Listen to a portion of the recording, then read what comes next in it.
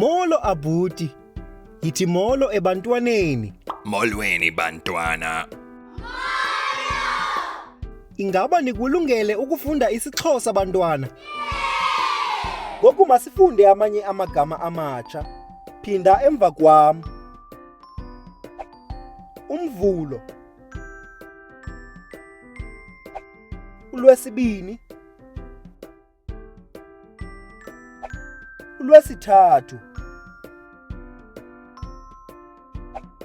Ulwesine. Ulwesihlanu. Umgqibelo.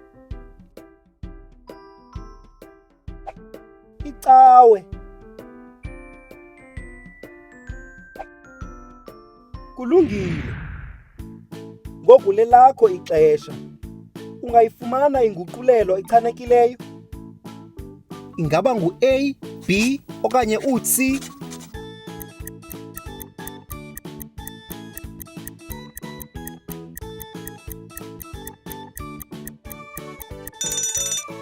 C. Chamcwethe. Kuleyo na. Ungayifumana inguqulelo echanekileyo? Ingaba ngu-A, B okanye u-C?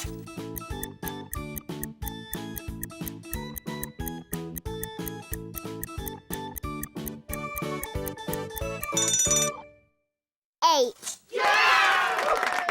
Uchamcwethe.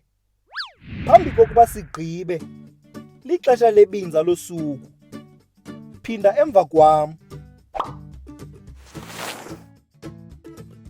KungolweSingaphi namhlanje?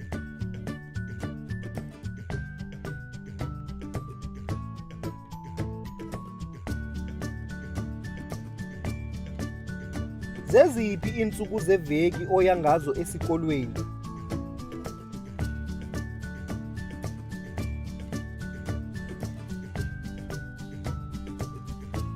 Wenza ntoni ngeMigqibelo?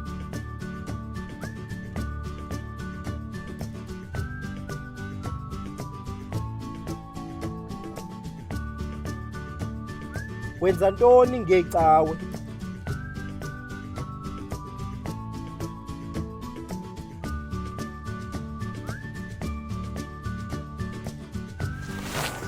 Uyabona? Kulula. Lixesha lokufunda nokubhala. Ingaba ninazo incwadi zenu bantwana? Hamba kakuhle Abuti. Nisale kakuhle.